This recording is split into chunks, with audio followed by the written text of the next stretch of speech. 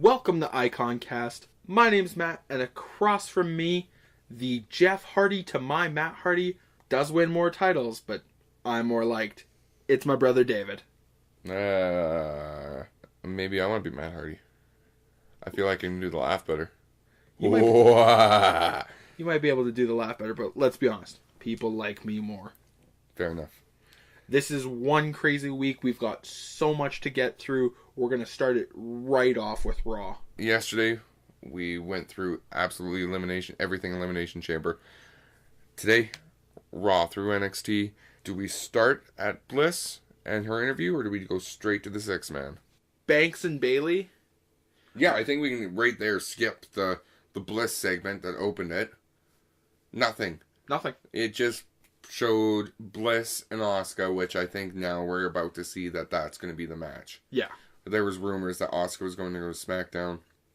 I think this is the match now. Oh, yeah. I would rather, see Asuka versus Charlotte. But, because that actually feels like two dominant forces. Bliss is that really cowardly heel, and I like I said, I worry that it's just going to be Bliss fed to Asuka unless there's interference. And then it just turns into a messy booking. And that's not what I want from WrestleMania. So, yeah, Bliss Asuka, it's happening.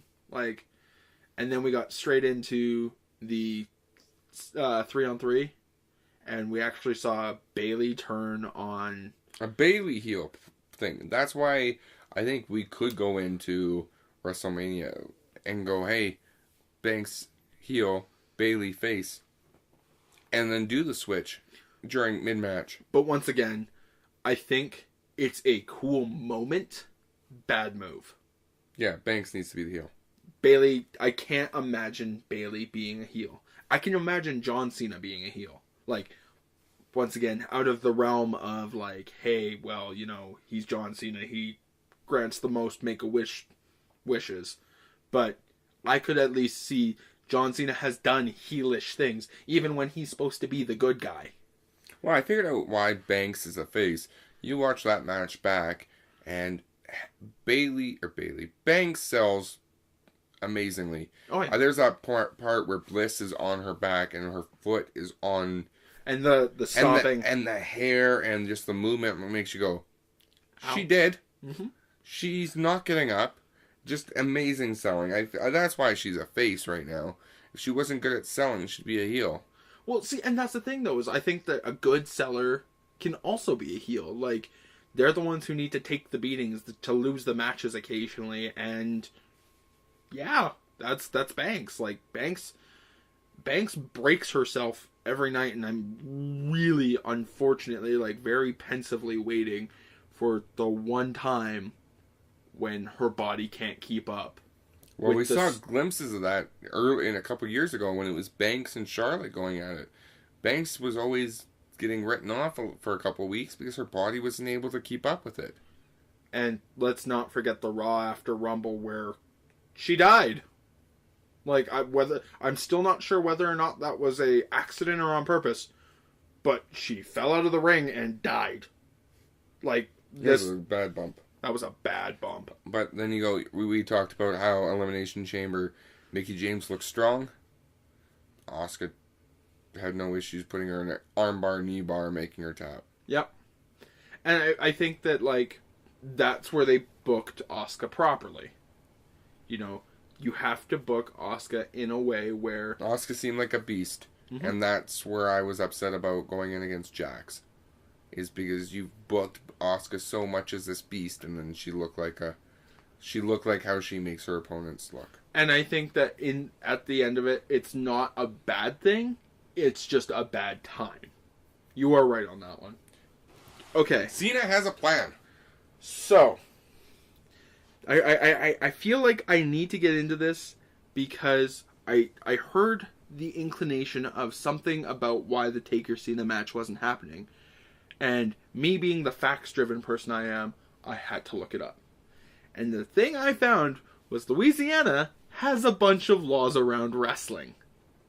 And some of them could make this match suck if it happens. Well, we know one of them, and it's pile drivers. And now, if you go, I don't know when this rule was put into place, but if you look back at WrestleMania 30 when they were in Louisiana, I'm pretty sure Undertaker hit a tombstone pile driver.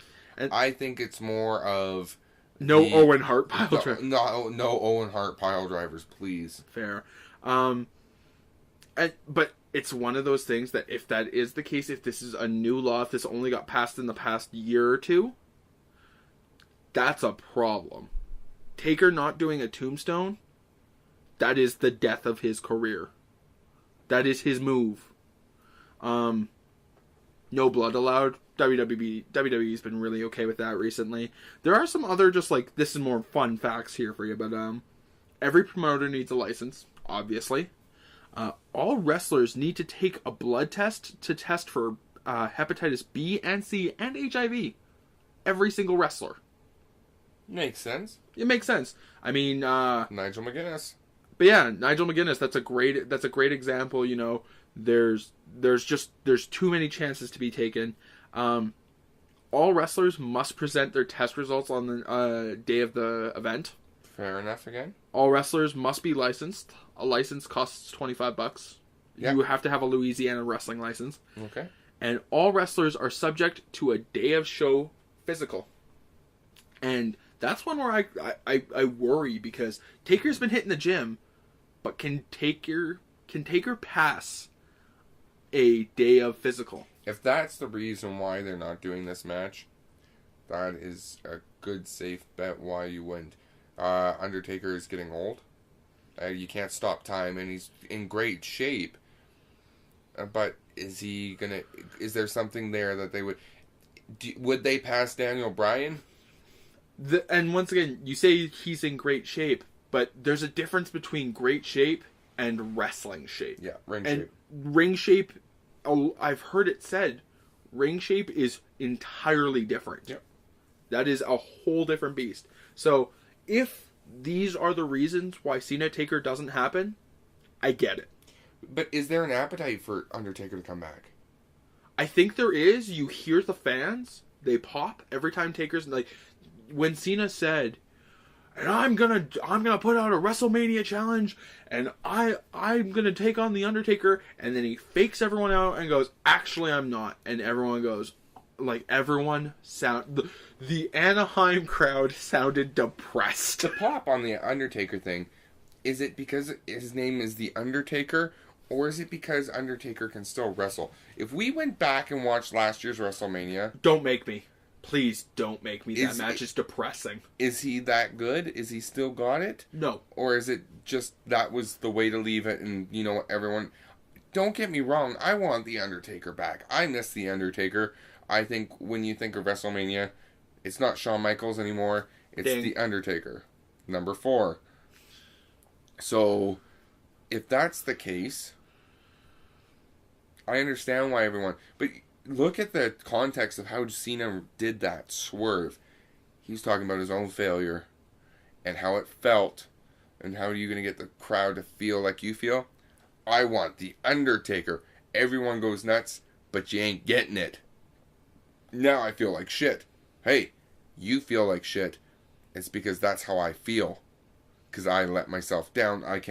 If I hear Path to WrestleMania one more time from John Cena, The Bar, Miz, the commentary team. I was going to say. The Usos and New Day and everyone else. Okay, but... The Path to WrestleMania. I don't know if this is just the theme of this year, but everyone is on point to say Path to WrestleMania. It's probably new branding instead of the Road to WrestleMania, which is really dumb because they have Fastlane coming up, like these things that are specifically named after roads. Like, it should be the Road to WrestleMania, but I think they're just changing their branding around. Think about when WWE Universe started getting coined, how much they had to say it. Just now it's kind of like, and the WWE Universe, like it's a lot more casual lingo, but at first it was really awkward when they placed it in, and I think that's where they're at right now. It's probably just a new branding thing. Fair enough. But in the end, he decides that the SmackDown is the way to go. And I'm not a fan. I think that it was a smart thing to do storyline-wise with Cena being the free agent, but I don't want it. Honestly, they could do a lot more effective storyline telling, and this isn't even from my fantasy booking, but I think they could do a lot more effective storyline telling if they just simply said, you know what? Sorry, Cena. You lost all of your chances. You did it. You failed at the Rumble. You failed at the Elimination Chamber. We got nothing left for you. I'm sorry you're not going to WrestleMania. Yeah, but you know what? You gotta have John Cena. So now you've taken out The Undertaker. He's not going to be there. John Cena needs to fill that role until he can't wrestle anymore. Not saying he needs to go undefeated, but John Cena needs to take the attraction role. I hate to say it, I really do, but he needs to be the new, count it again, Mr. WrestleMania. He needs the attraction role. Not to go undefeated or anything, but if John Cena is at the end of his career and he's just doing the odd match here, the odd match there, you build up John Cena for WrestleMania. He's the one you go, hey, I know John Cena's time is up. It's not now anymore. Why I want him. Point to the sign, WrestleMania. That's the role he's going to start filling. Now, if rumors are true on who his opponent's going to be other than The Undertaker, I think it's wasted. I feel like you can do something different there. Give someone a boost, not have legend versus legend. Cena needs to stop doing those legend matches. But, because it's not once in a lifetime, you know. No. Next would be the Bray Wyatt versus Slater and Rhino. And Bray cut one of his most cohesive promos in a while. Look what you made me do. It was the way he gave it.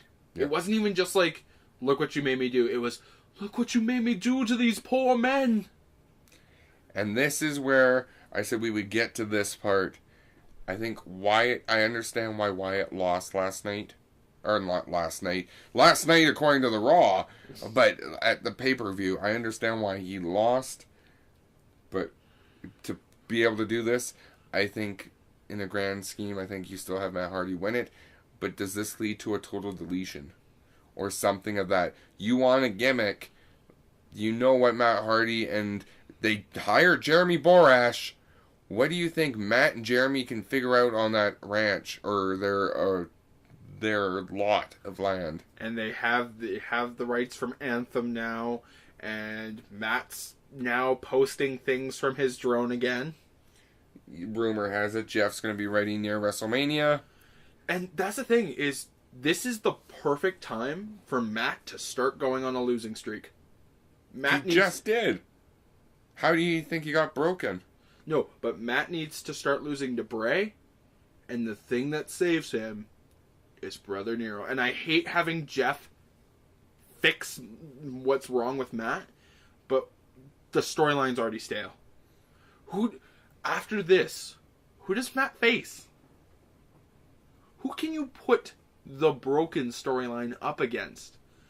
Honestly, the smartest thing to do would be to put the broken universe up against, like, someone like, put the titles on Dash and Dawson. So I'm like, we're tag team wrestlers. And then have the broken universe take it on. Because nothing works better than pairing crazy with sane. And, like, super serious. This crazy thing, honestly, Matt Hardy makes Bray look pretty normal. And we had Bray using super-powered projectors at last WrestleMania. Like, worms, cockroaches. Oh, man. And this is when Randy Orton's career died. So I think that there is potential to breathe some sort of life.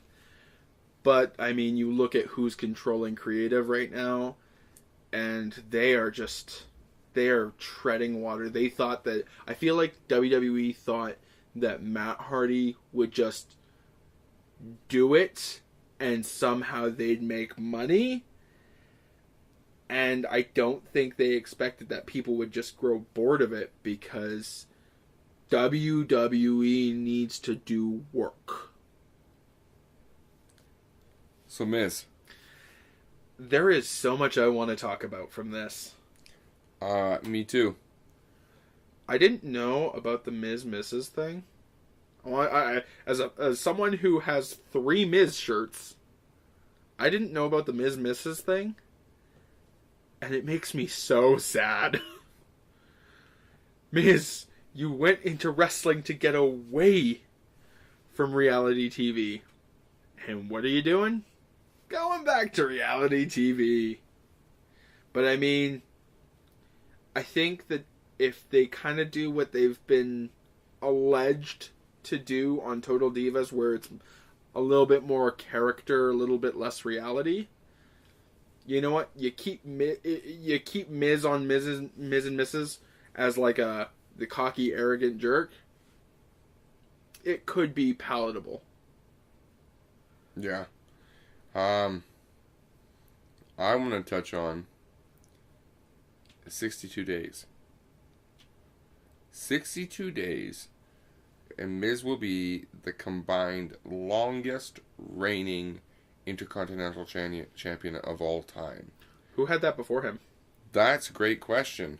So, first off, he needs to get to Sunday, April 29th, which means, will he get there? Yeah. Is he going to lose the title at WrestleMania? I don't think there's another pay-per-view before in April. I think it's next in May. Backlash. So there you go. Miz, I don't think Miz is getting out of WrestleMania with the belt. So that means he would need one more reign to get this. I think he will. Top 5. Who do you think is in the top 5? We know Miz is number 2 right now. Mm-hmm. Who's 1, 3, 4, and 5? I'm not going to say he's number 1, but Honky Tonk has to be somewhere Okay, there. so you think Honky Tonk is number 4 on that list? Okay. Are any of these names from like the quote-unquote golden era of wrestling? Name. Maybe someone like Jericho?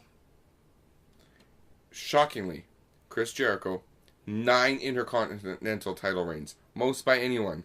He's 15 on this list of 79 wrestlers who's held this title. 15, and he has the most title reigns. 5th, Tito Santana, 443. I would have never gotten that. Honky Tonk Man is 4 at 454.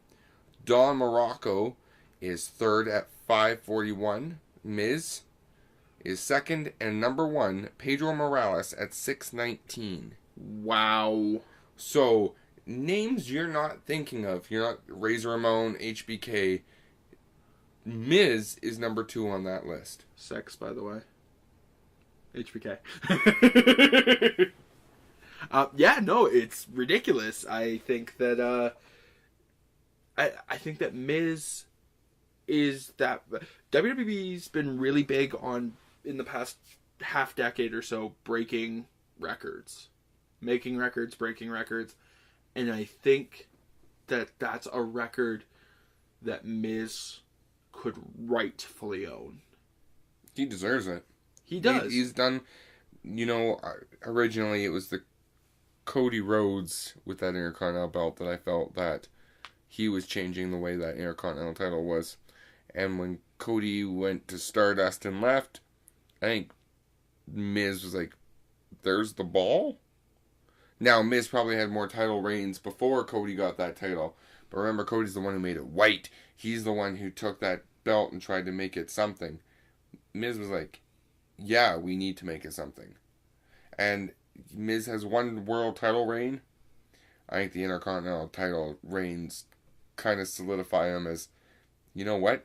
He went from reality TV show to WWE Hall of Fame. Oh, yeah. I think that, like, you look at it, and as much as people want to remember Macho Man for a world title contender, he wasn't.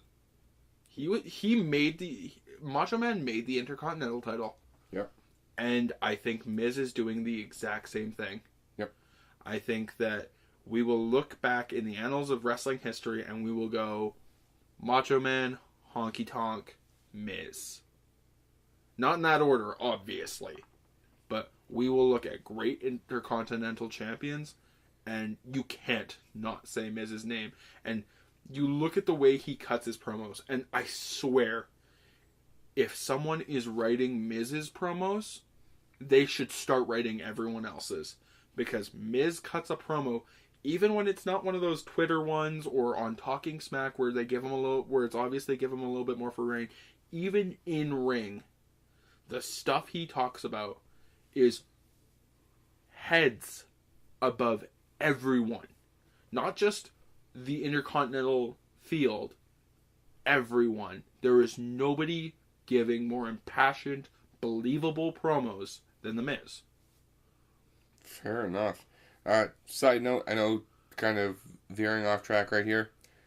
Number 79 on that list, Dean Douglas. With not even a full day, he won the title and lost it. Franchise, baby. But once again, during that thing, The Miz took to John Cena. What's my road to WrestleMania? What's my path? And I think after watching Rollins, Miz, and Rollins' amazing frog splash, and then all of a sudden Balor interrupts Rollins' celebration. Because he was scheduled for a match as well?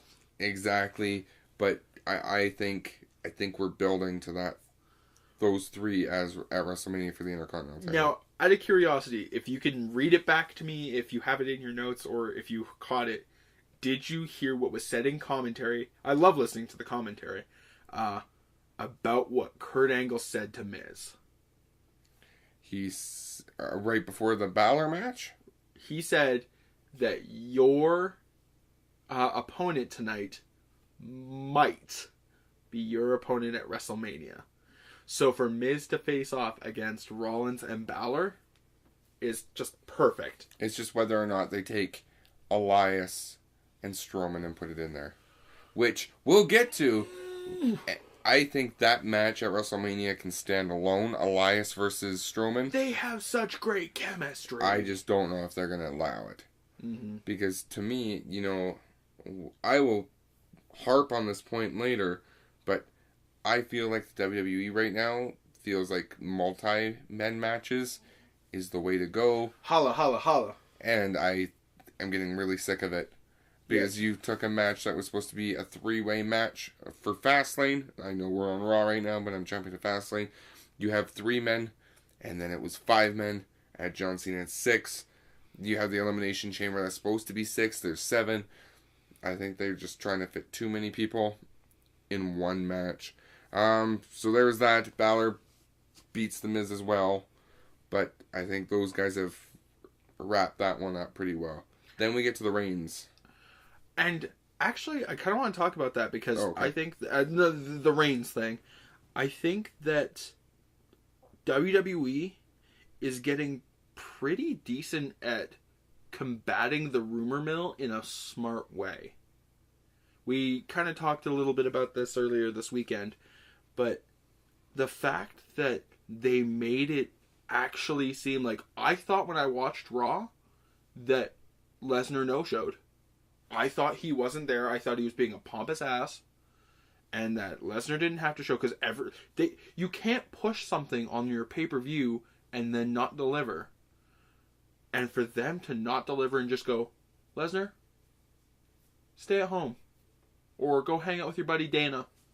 Collect a paycheck. And then have Reigns actually sound for half a second like a believable face when he called Lesnar out for being a part-timer. I mean, that's the most you can ask out of a Reigns promo. Yep. I also feel like we need to stop having Reigns try and find interesting, fun ways to get out of his promos.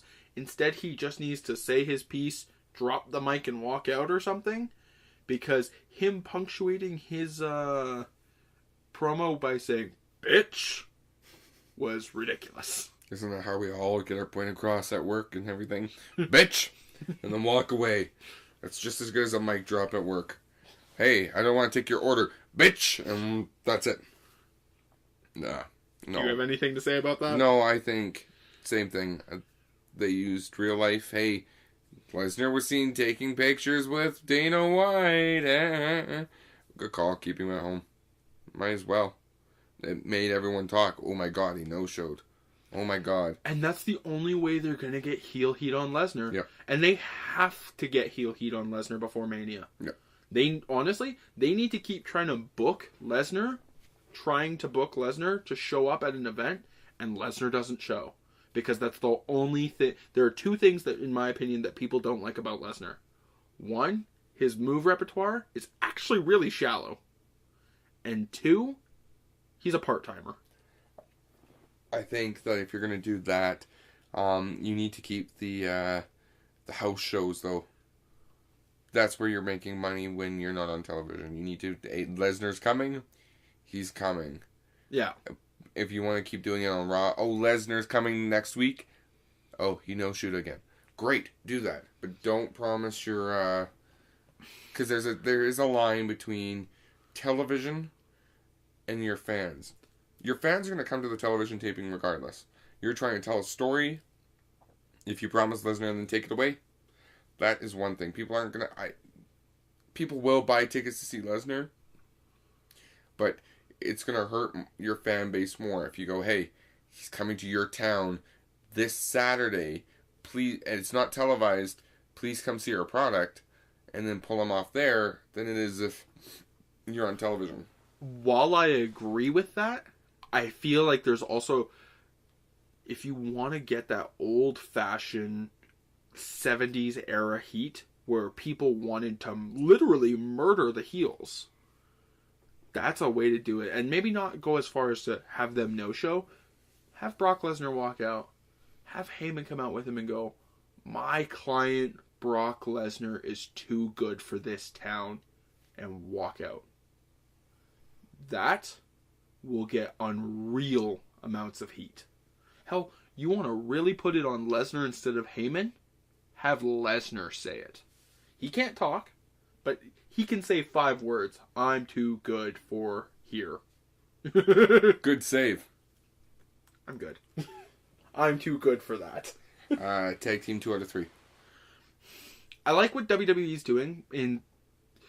WWE has gotten into this habit of swerving, and I think that the fact that the most recent 2 out of 3 falls have been clean sweeps has been a creative and smart idea. Because when you think of a 2 out of 3 falls, you think one team gets one fall, one team gets another fall, and then you get your rubber match immediately. And so to have that, like, clean sweep, and to have it be such a devious clean sweep, was good. But I'm literally talking about the way you book a match. You could have put Billy Bob, Jim, Tom, and Alex. Random 4 names, and that would still be good storytelling. The fact that the bar is not an attraction right now. They're the title holders, but they don't feel special. Titus Worldwide now not winning a non-title match. I think that one was non-title. No, it's for the titles. Oh, that's why they lost. They're the Toronto Maple Leafs of wrestling. They choke under pressure. So you go to that. So you pay-per-view. You hype up Titus has won 3. The Titus Worldwide's won 3 matches, and technically they've just lost 3 in a row. Does that kill Titus Worldwide now?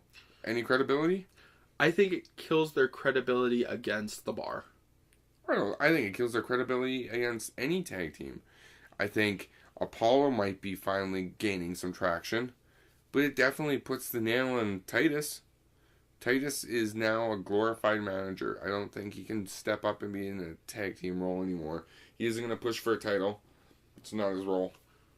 Something I want to quickly talk about, and I don't remember if it was at Elimination Chamber or Raw, so I waited till now to say it.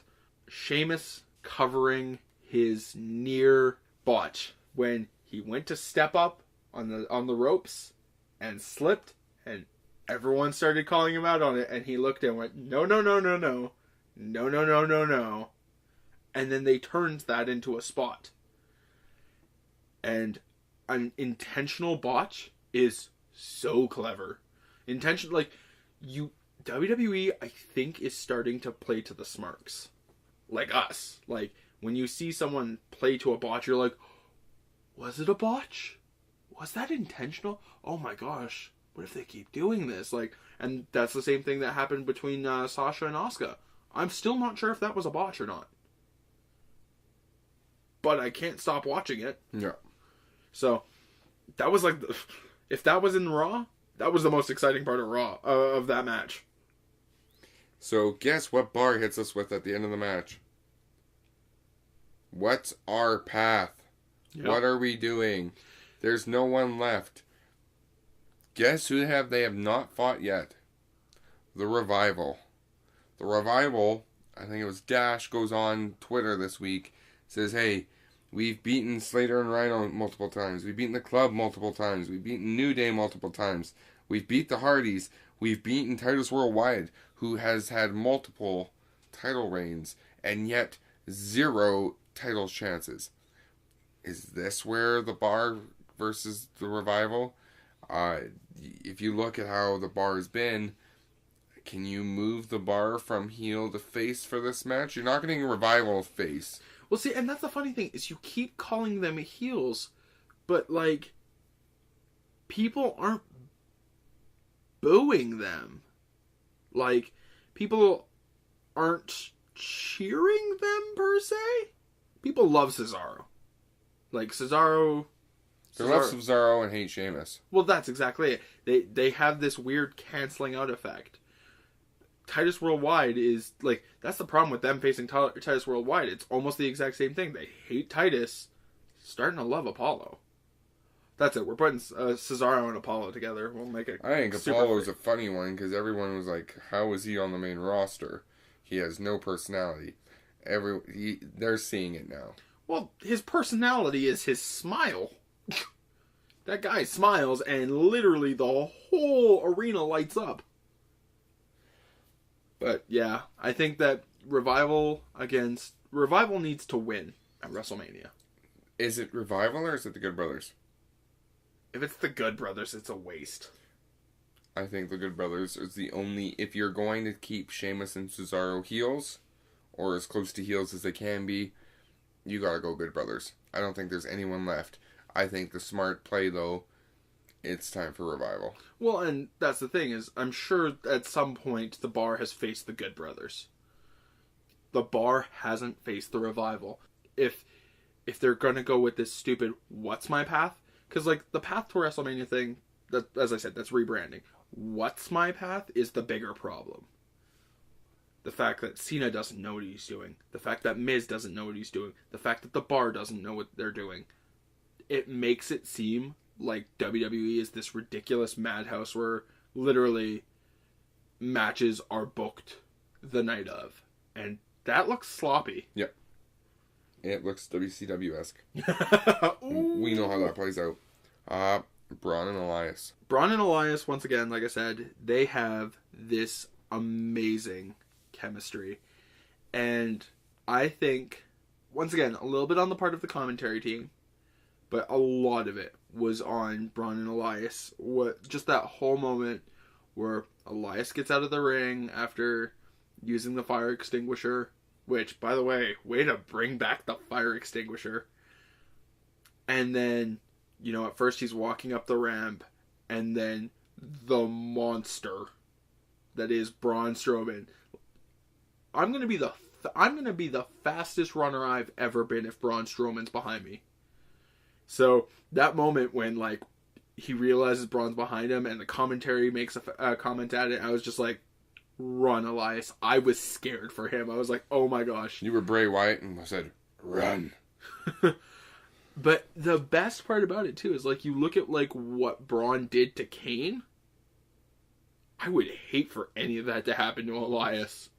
Elias doesn't have some demonic superpower going for him. Kane did. Kane dead. So, I mean, and there was one weird thing that happened with that, though. I don't know, like, it's been documented that the whole Lesnar thing was planned. Why did they focus so long on that limo? I feel like whoever was supposed to come out of that botched that. Because it bad transition. I think it was just sit and sit and sit when it should have been coming out. Hey, look, Ronda's here, and that's up next. And it just, because you think about it, the commentators were silent. So something was supposed to happen, didn't happen. They moved on. Yeah. No, it was just one of those moments where wrestling has trained me that when you look at the passenger seat of a limo, something's supposed to happen. Mm-hmm. I agree. So it was a weird moment. It was. But now we get to go to, I need this job. Yeah. Kurt needs this job. I have pneumonia. I lied. Back to the same stuff. I watched this twice too. No. I'm not buying this one. I understand what's going on. I understand the way they're trying to book it. It's just stupid. I really need, like, the week before WrestleMania for Kurt Angle to just turn around and, like, deck Triple H and go, look, I'm done with you telling me that I have pneumonia. I'm done with you telling me all this BS. I know what I heard. I know what you said to Steph about Ronda. It's you and me. And honestly, that's the thing. I don't want to see Ronda and Angle versus Steph and Trips.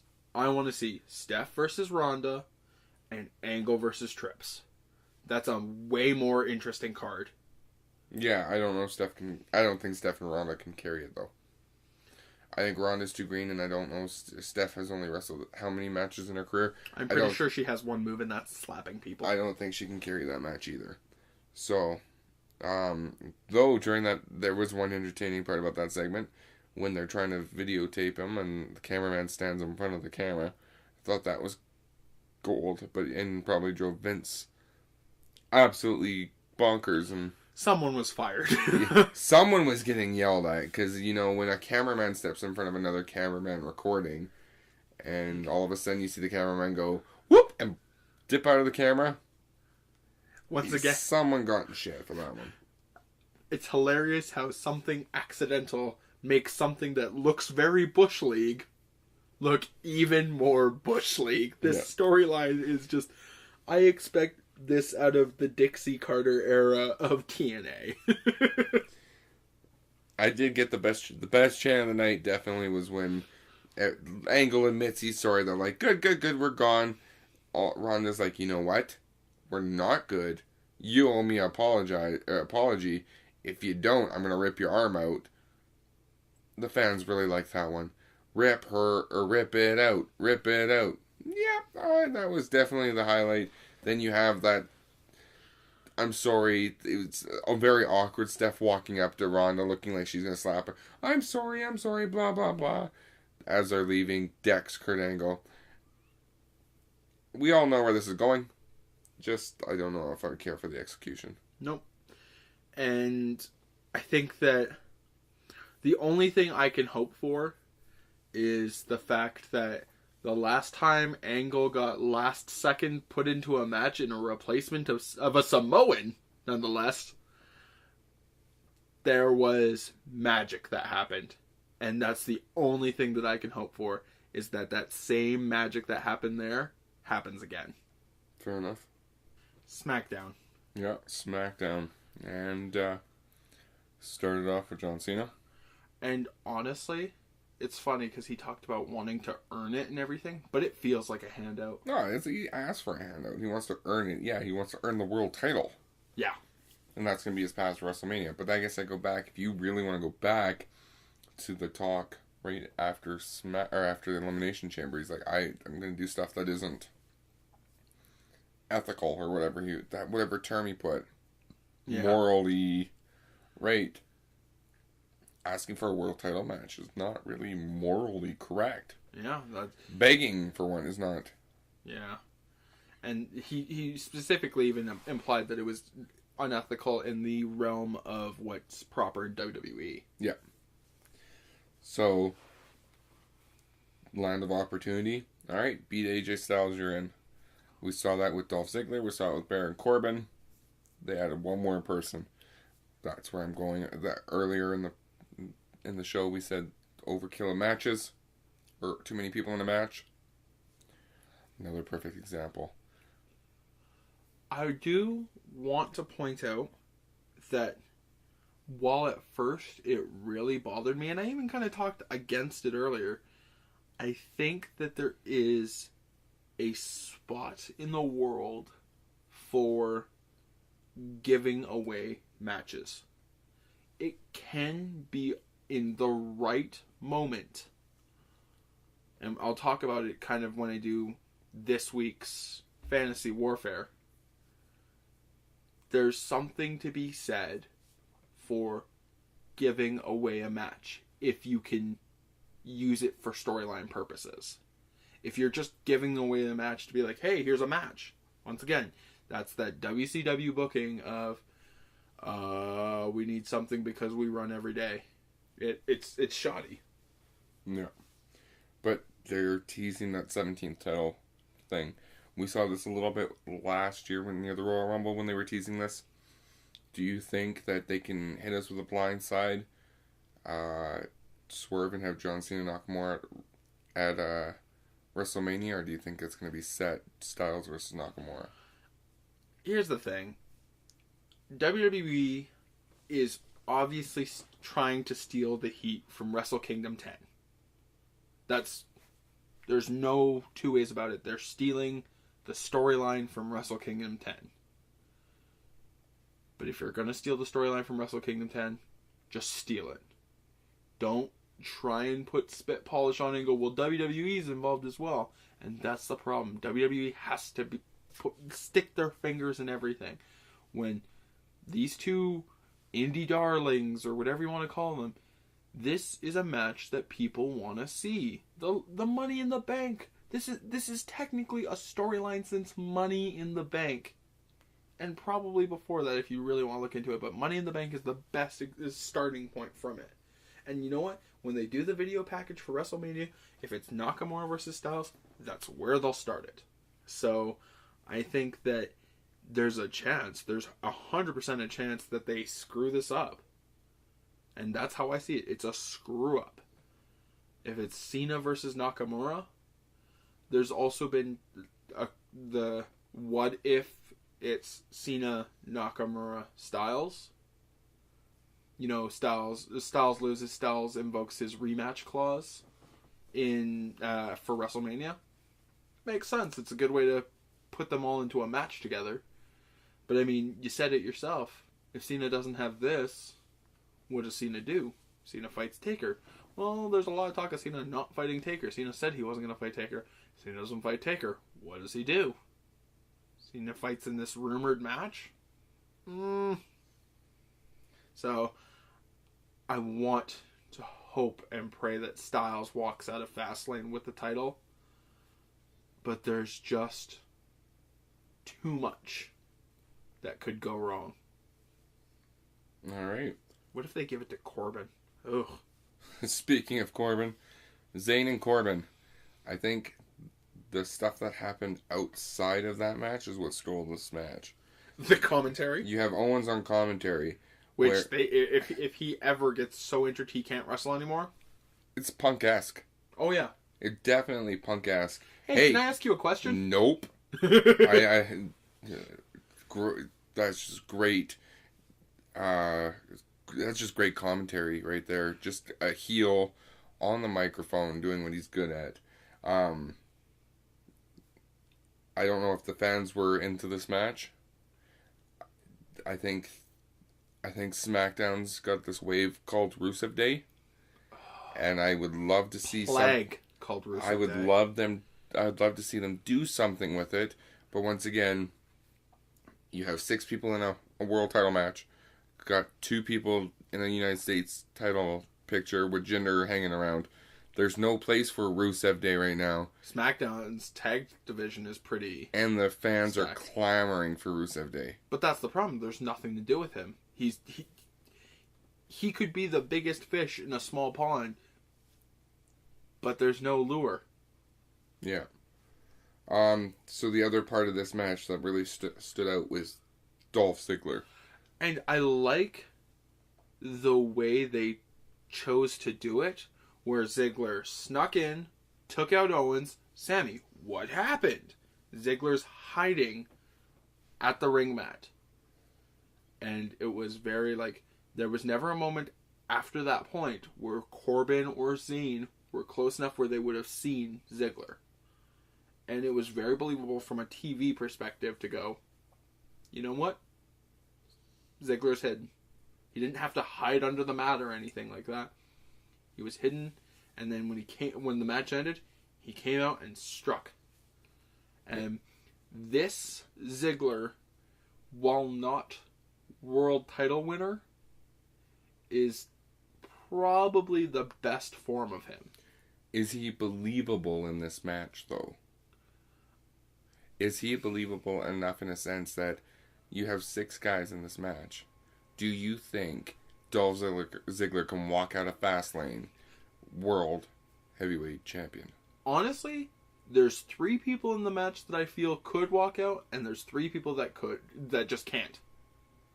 The 3 people that can't are Corbin, because I'm sorry, putting the belt on Corbin would have the same reaction as putting the belt on Jinder did.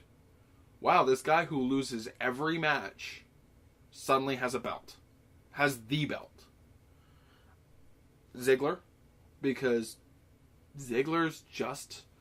He won the U.S. title and then he dropped it. And then he disappeared and came back on for Rumble and failed. It's the same concept. You know what? He's just as bad as Corbin.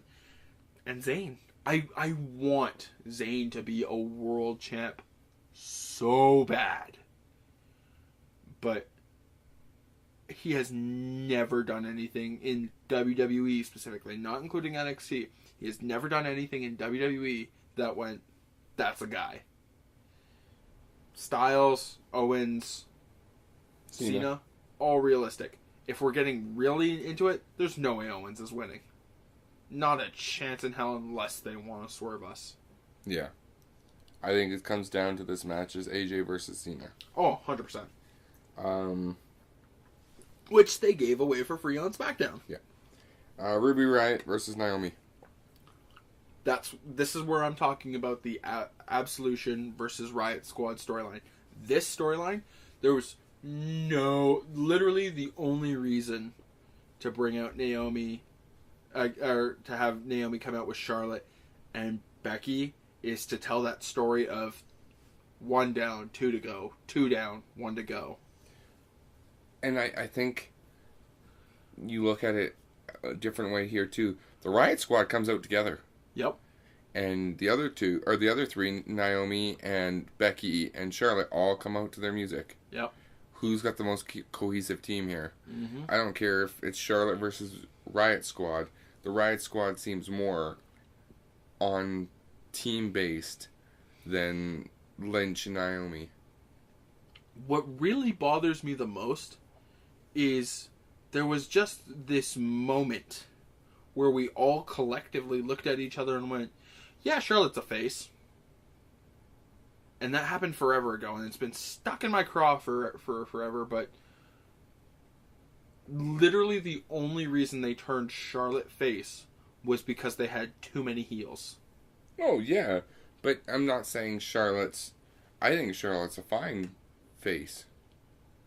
I don't have a problem with her being face. It's funny, because I do. I think just like Banks, she plays a great heel. But I think, unlike Banks should be heel all the time. I feel like, just like her father, Flair she can go both ways like her father. But the thing is like, Flair's, it's literally that point of, why put in your second string goalie first? And it's that same concept. Why make Flair a face when she can be a heel where she does a million times better? You play your backup goalie because you need to give your main goalie a rest.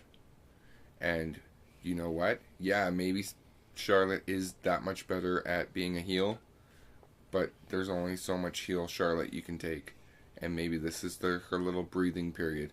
Hockey games are only 3 periods long. Wrestling's 24/7 for some people. Damn, we're Canadian. Where you're gonna put Charlotte in as a heel. Yeah, the time frame every day of her being bad, you do need that breakup, and I think that's the same thing they need to do with Banks.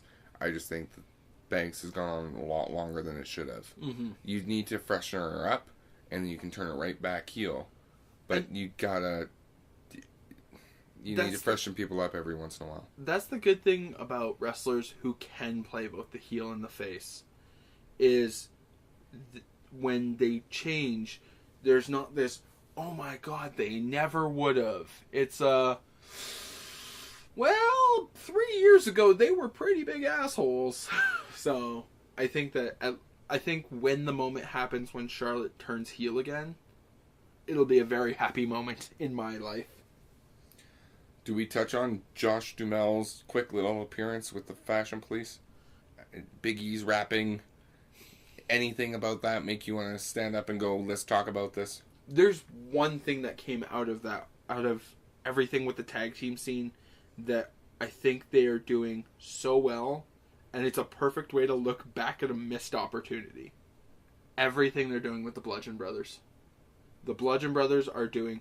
It's funny, because all they did was repackage people that we already knew. But you look, and it's specifically the fact of the way everyone reacts when the Bludgeon Brothers are around. And the best part is the Bludgeon Brothers haven't faced a real tag team. They've all been local talent, quote unquote.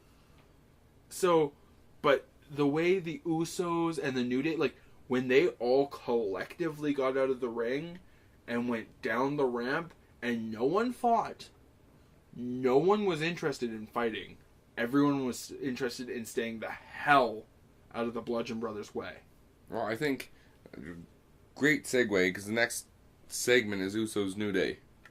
And first we have to get through this part to get to the Bludgeon. But, last year they had 5 matches, and I'm going to say all 5 were 5-star classics. Maybe 4.5 star, depending on if you're Dave Meltzer or not.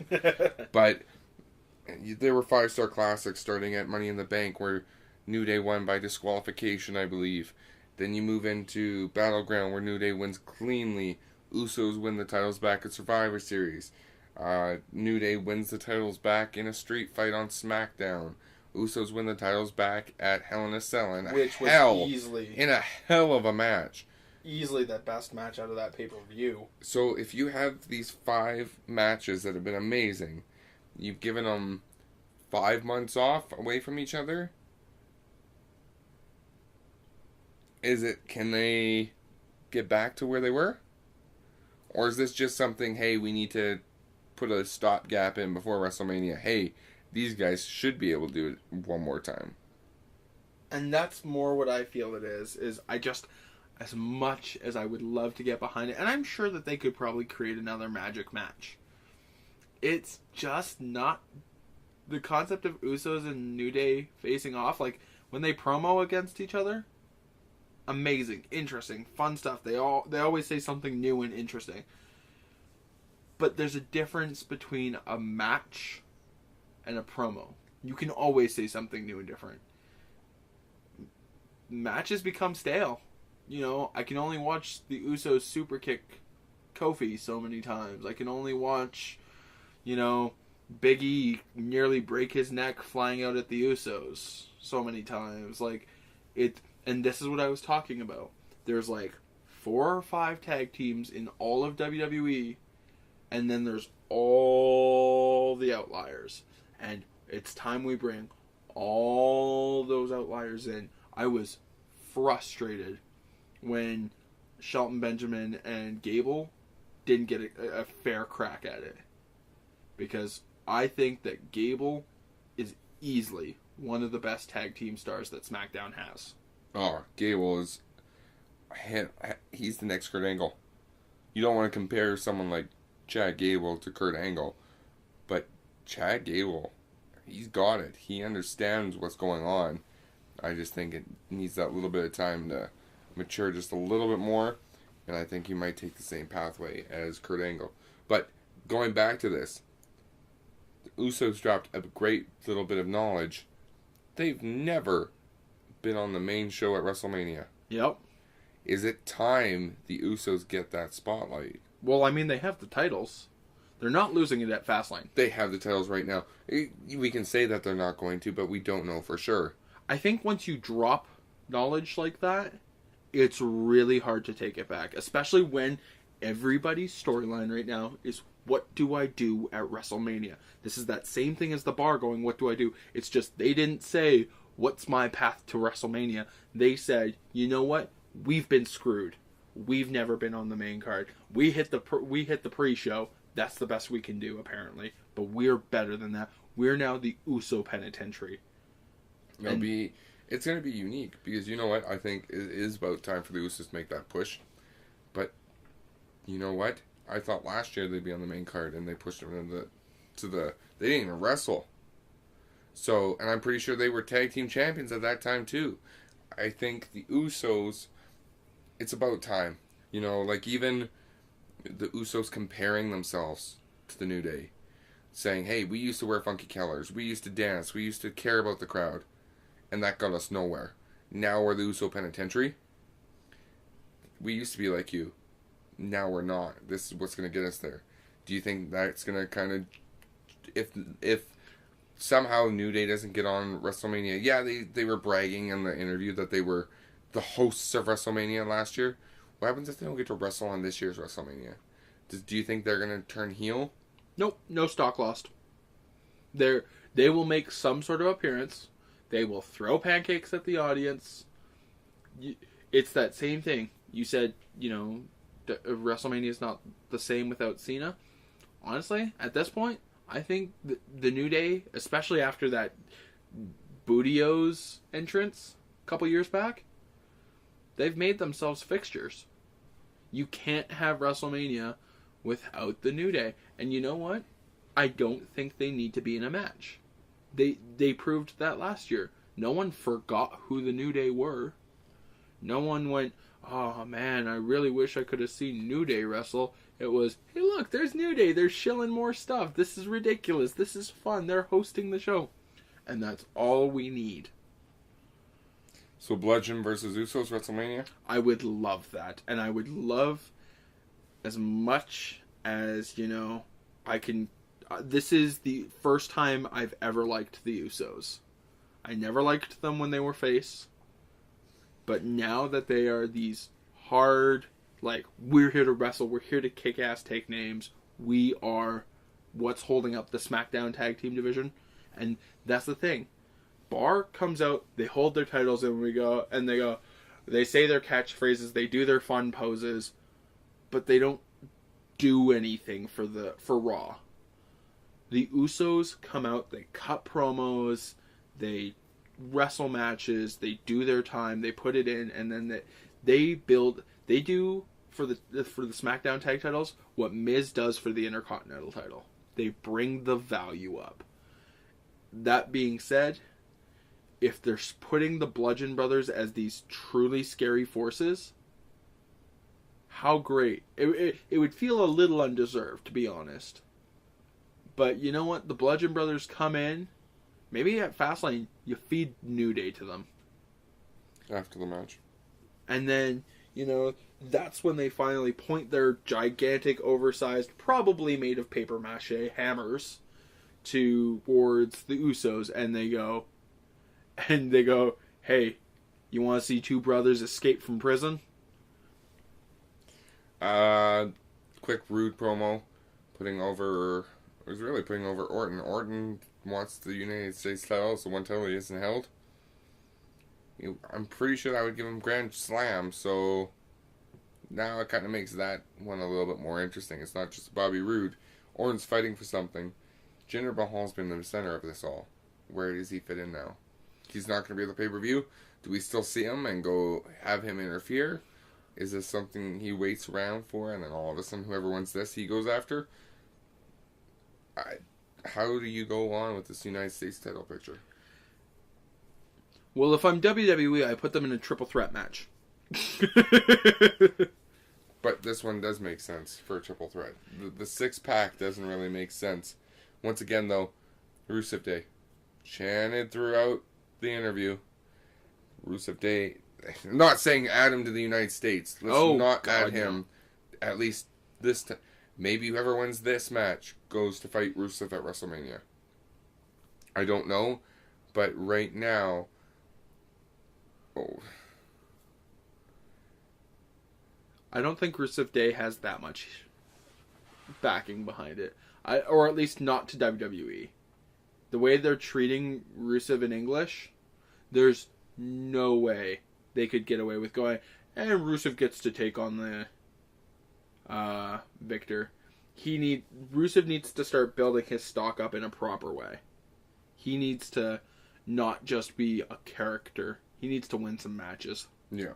Because regardless of what WWE says, wins matter. Yep. So then, Nakamura English? A joke.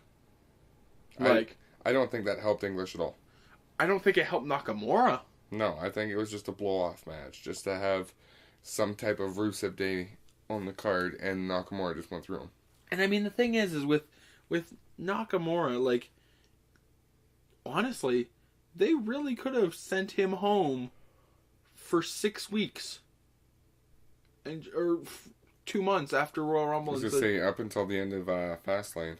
Yeah, and just said, "Don't come. Say a quick hello at Fastlane. You know, whoever wins, have Nakamura's music play the second that the match is over. Have him point at the person, point at the WrestleMania sign, because that's what you do. You point at the WrestleMania sign, and Nakamura doesn't need to be in the public eye right now. We all know he won the Royal Rumble. We don't need to be reminded. This is that time where that part-timer mentality works perfect. Have him work the house shows. Cena, AJ Styles. Disappointing. I think when you come back from commercial break and go, hey, this is what you missed out. By the way, you missed finisher after finisher after finisher. I think that takes away from the product right there. No one wants to watch the replay of what they missed during replay. Hey, look, he hit him with a Styles Clash. Oh, look, there was an AA. It's not something you want to watch. That's for sure. Well, absolutely. And, like, you look at it and it's like, that's what rest holds are for. Rest holds are for TV breaks. But there's just nothing. Like, Cena loses the Rumble. Cena loses an Elimination Chamber. Cena has a rough match to get even qualified for said Elimination Chamber. Cena, doesn't stand a chance on Raw. He's lost to everybody on Raw. And then comes into SmackDown and takes on the biggest name there. And honestly, beats him cleanly. Beats him without too much hassle. Like, all that whole, when Styles ran Cena out of SmackDown and went, I'm the face that runs the place now. Gone. And I know WWE doesn't like their continuity, but gone. Like, Cena, this is all just to feed this one, really, in my opinion, weak storyline. Like, unless this has some really big payoff, like, he doesn't make it to SmackDown, or he doesn't make it to WrestleMania, and then turns heel because of it, like, that's the only payoff that's viable out of this, once again, weak storyline. Yeah. So, I agree that's it for SmackDown? SmackDown is dead like that final match. SmackDown's dead. What are we on to next? I think we're on the mixed match challenge. Perfect flow right after SmackDown. And this is going to sound really silly. I loved this match. It was a really good match. I hate the idea of having Asuka in the mixed tag challenge. I feel like it wrote itself. But I think this match, in storytelling, and I know it's only March, could be a storytelling match of the year. And now this is why. Because you're telling the story of Asuka and her winning streak. And the fact that within the first, minute, there's 3 attempts by Finn Balor to beat The Miz. By that time, Asuka's in the corner going, hey, this is my streak. Let's stop. It's my streak. Wake up. And then he ignores her. He goes back in, has another couple attempts. All of a sudden, next time he gets back to the corner, Asuka's like, tag, I'm in. I'm going to take care of my streak. Apparently, you're willing to risk it a little too much. I think the fact that there was 9 attempts on Balor to Miz to end Asuka's streak, amazing. And see, there's a lot of things I need to unpack from a 10-minute segment, essentially. First off, I mean, we talked about this a little bit beforehand. I don't think the streak is as valuable as everyone else thinks it is. And that's because if you look at how WWE handles streaks, they're willing to make a lot of exceptions. Technically, Asuka has lost. In between NXT and WWE, there was an 11 in NXT. There was an 11-woman battle royal, but she was eliminated. She lost that match, but she's never been pinned. She's never submitted. So, when you told me that this was a self-fulfilling prophecy, I was like, well, no, because Miz could lose it, and then it's not her streak, it's their streak. And then what happens in the promo right before the match? She says, my streak. And he goes, no, our streak. And she goes, my streak. Which proves that they are not willing to give up a loss even to Miz in this mixed challenge. You are right that it is self-fulfilling. Yeah, we already know who's going to win it. Because they won't risk the streak. Unless, what are they on now? The quarterfinals? Yep. So, mixed tag will probably end at WrestleMania as well? Or just before? Yeah, I believe so. So, I mean, it's one of those things that, like, unless Asuka's streak ends prior to the mixed challenge, who's going to take it away? Asuka and Miz. But I gotta admit, I love the ending sequence of that match as well. You have what looks like Finn and Sasha having them both in submissions. Asuka reverses it. Finn gets distracted by Banks tapping out. Miz does a quick roll up. Match over. I do and don't like it. It's really complicated booking, especially when you look into the psychology of it. Like, we as fans know who the legal people are. Hopefully the ref knows who the legal person is. Balor knows that he's legal. Why does it matter if Banks taps? Because I think Balor got lost in the moment. And that's the way they were trying to come off. Balor's sitting there talking to her. And then he realizes, wait, I'm the one I need to worry about, not her. And but then it's too late. And there was a tiny bit of storytelling that happened in the match. And if they would have reversed who did it, it would have changed everything. Banks did her double knee stomp on Asuka, and Miz ran to Asuka and went, "Are you okay?" And that wasn't wrestler checking on wrestler. That was storyline, "Are you okay?" If that would have happened to Banks, and Balor would have looked at Banks and gone, "Are you okay?" and showed some form of worry, like he gave a damn outside of the ending of the match, I feel like it would have been an opportunity to continue that storyline, that concept. Fair enough. But it was a really good match. It was a great match. 205 Live. We are now into the quarterfinals of 205 Live. This Cruiserweight tournament. I feel like it was a reboot of the Cruiserweight Classic. Yep. And you know what? The 2 matches that happened this week were amazing. I have a little bit of an issue with how the brackets stacked up. Because I feel like Alexander TJP could have been the match at WrestleMania. I feel like Alexander and versus Strong could be the match of WrestleMania. But instead, we're going to get the winner of Alexander and Strong to take on, I'm going to say, Mustafa Ali coming out of this turn, out of the right side of the bracket. I'm going to actually put my money on Murphy. It's a wild card bet. There's no good reason behind it, but it's either going to be Murphy or Gulak. Well, by saying Alexander and Strong, if you haven't seen 205 Live, kind of spoiled it for you. Alexander had an amazing match with TJP. If you have a chance, I definitely say go watch it on the network. Yeah, the ending has nothing to do with it. Both the matches end in really like what you would expect fashion. There's no swerve, there's no like last second pin, but the matches themselves, it's a technical masterclass. There's TJP does things I've never seen anyone do in a ring.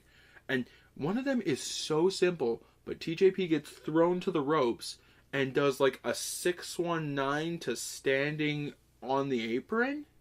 Like, that's the best way I can describe it. You need to see it to understand it. Yeah, so if you get a chance, definitely go back on the WWE network and check this out. Other match, Kalisto and Strong, that backbreaker under the table is very, very sick looking. He deserves his name as the Messiah of backbreaker, but that can't be taken away from Kalisto. No. Kalisto, the cruiserweight matches, that looked like Japanese strong style. Some of the things that happened, like every time I see Kalisto do that Hurricane Rana from kneeling position, yeah, I cringe. Mm-hmm. That looks painful. And some of the kicks that happened, like they looked like they would stun a person.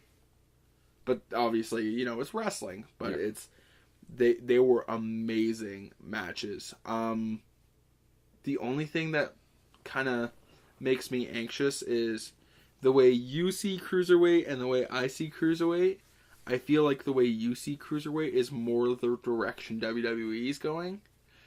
Whereas I see Cruiserweight in the classic 1999 WCW, like that Psychosis, Rey Mysterio, Eddie Guerrero, Chris Jericho. You had a little bit of that technical, but it was a lot of high flying. That was the first time you ever saw people stack ladders up against each other, and WWE took a long ass time to replicate. And I think that's what I want out of my cruiserweight division. And if you're calling it cruiserweight, I feel like if you called it light heavyweight, it has less of a cool name, but I feel like that better describes what's going on, because literally 205 is based on the weight class of the wrestler, whereas I feel like cruiserweight kind of implies that WCW history. Yeah.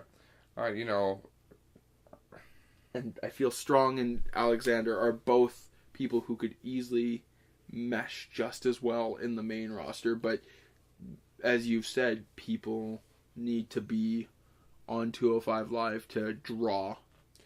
I think Strong is your Dean Malenko now on the cruiserweights. I think Alexander, his storyline that's been going on since Enzo, he needs to get to WrestleMania. Nothing against Strong, but the way they've built up Alexander and how he was supposed to verse Enzo, I think Alexander deserves the WrestleMania push. And you know what? The way this whole episode played out, it's entertaining again for cruiserweights. And that's it's not just purple ropes. And that's without Enzo being there, because Enzo brought the fans. But if the fans get a taste of this, maybe they can make it work again, the way the Cruiserweight Classic did.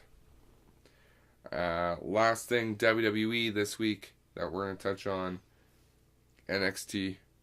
And I gave a lot of praise to Elias earlier, saying about how his elbows and how crisp they are.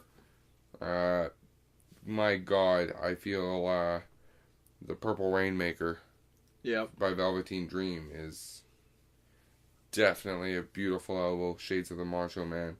And then the British Strong Style from Tyler Bate. I guess I should tell you, this match, the first match of the show, was Velveteen Dream versus Tyler Bate. But you have Velveteen Dream dropping elbows like he's Randy Savage. You have Tyler Bate getting out of holds just by pure manipulation. I think those two played pretty well and pretty well against each other. And you know what? I think Tyler Bates is underrated. Now, I 100% agree with everything you're saying, but have you heard in the rumor mill as to why Bates might be losing recently? Yes, but it's whether or not it's true or not, that's besides the point. The fact that he is pretty good, Mm-hmm. I don't know why he's not getting what he deserves. I mean, I could say the same thing for Pete Dunne. I want to see more of Pete Dunne, but not just against Tyler Bate. Yeah. Gargano's resignation. Heartbreaking. Amazing. I think that that's how you do it. I think that with outside of having the wrestler come out to the ring, go, goodbye, sadness, that's the way to do it. Yeah. Oh, yeah. I think the way they've built up Johnny Gargano for the past year or past 9 months or whenever Ciampa went out, I think this was the way to do it. I still think you need the payoff here in 6 weeks' time, and I sure hope they get it, but definitely the way to do it. And you know what? I know you're not going to like me saying this, but I think come the day after WrestleMania, yeah, you're going to find him on 205 Live, challenging whoever wins that title. I think that a smart idea, and it'd be a good way to cross over the 205 Live if they do send him there, would be if they're going to keep the Andre the Giant Battle Royal, which has been in contention right now, make Gargano win. Make him somehow pull it out of his ass, make him like Hurricane Rana someone out of the ring or something, or like have him be in the ring or outside the ring and almost eliminate it, and then give his infamous slingshot DDT and then like just kind of toss the guy over. But I mean, yes, it's always been like the who's the strongest for the Andre the Giant Battle Royal, but maybe it's time for plucky underdog. Yep. Cesar Bononi versus Adam Cole Bebe. It was a squash. It was a squash. It was a smart squash. Other than O'Reilly thinks he's Hulk Hogan when he comes down the ramp playing his belt guitar. I will say that I actually really like the concept of, hey, join us. And there was never a real offer there. No. The fact that they did it to the right person, future star award winner. Yeah. Give it to someone who, hey, if you have the name future star in your name, yeah, pretend to try and draft him, because guess what? If he's a future star, the fans are seeing something that maybe other people aren't. Grab him quick. Mm-hmm. So after Adam Cole's little squash there, Profits kind of dropped the tidbit about the Dusty Rose Classic. I feel like it's 4 or 5 months too late, seeing it's normally held right in conjunction with Survivor Series and that weekend for TakeOver. But, it's better late than never. It is a smaller class than normal. I feel like nothing's new. You have War Machine in your back pocket, and they're not seen in this bracket. You got Street Profits versus Heavy Machinery, TM61 versus Authors of Pain, Sabatelli and Moss versus Sanity, and Lorcan and Birch versus Mustache Mountain. I maybe AOP versus Sanity, maybe Heavy Machinery versus Sanity. If we see AOP and Sanity in the finals, it's a waste because we've already seen it. It is, but I don't know who else goes in. No, 100%. Like, it would basically require War Machine coming in, taking someone out, Though I will say they have been building up TM61. They have been, but they're not going to get I know it's out there right now. We all know who won. I don't know personally off the top of my head. But even if TM61 gets out of this first round, I can't see him getting past AOP. Mm-hmm. I could be wrong, but I can't see him getting past AOP. AOP is supposed to be built as this strong team. Maybe this is how their time in NXT ends, with their title shot. One more chance. Mm-hmm. And now it's Shayna Baszler versus Kairi Sane. A pretty good match. I think the storytelling, this is where 50-50 booking really kind of works, because it wasn't immediate 50-50 booking. It was, this is how it went for the Mae Young Classic, and now we're turning it around. Baszler beats Kairi Sane with a beautiful finish. Yeah, the brainbuster into rear naked choke. It's a very nice move, to say the least. Yeah, I enjoyed watching that. But more than that, I enjoyed the, half a second of promo that Baszler pushed, where she was like, Ember Moon won't fight me. And I think that, something as small as that proves that you don't need a microphone and 5 minutes to get your point across. No, I feel like if Ronda Rousey goes that same route as kind of Shayna Baszler, I even do think Shayna Baszler's better on the mic than Rousey, but same thing. Get some type of dominant hold, and you can make it. I know Shayna has been using that, elbow stomp, where she has, the opponent's hand all bent in some weird direction, and then stomps on the forearm. That looks sick. It looks like you can break an arm. Something like that, just to keep Rousey as the dominant one, definitely goes. Think about when Lesnar came back. He broke Triple H's arm to prove a point. Mm-hmm. You have someone like Rousey, you can do that. Yeah, and I think that in the end, Baszler was kind of the proof of concept, and I think that Rousey needs to kind of follow that, and I wouldn't mind seeing a Baszler versus Rousey match. I think that'd be a good match. I think that's down the road, but yes, that'd be a very good match. I think there's one thing they need to make sure they do, and that's not book it like a UFC fight. They can't make this some we're gonna shoot, or it's gonna be in a cage, not like a wrestling cage, but an octagon. So I think there's gonna be issues with that. I think it's gonna be kind of that style, whether it's in an octagon or not. It's gonna be that style. Mm-hmm. So that just leaves the closing bit with Almas. Mr. 4-0. Yeah. You know what? This is, you put out NXT's favorite son. It's only going to give you amazing heat. There's heat you can't buy, clean sweep, whoop, whoop. And the funny thing is you look at it, and in his matches, and the NXT crowd responds to talent, and it takes something to really rile them up and make you hate someone if you're so talented. And Almas had the fans behind him until he started going, yeah, but I got rid of your favorite person. How does that make you feel? And people started hating him, and that promo did exactly what it should have done.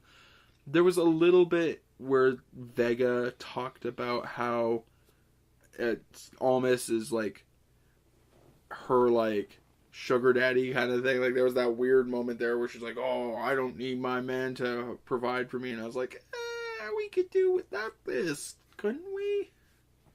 But I think overall, it got the point across. It got the heat he needed.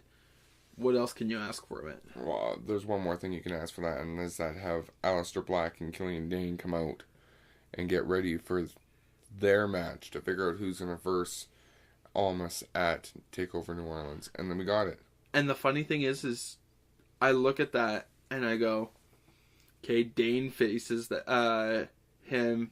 We have an amazing match where Almas kind of has to defeat the Giant, but everyone's behind the Giant for once instead of the quote-unquote David.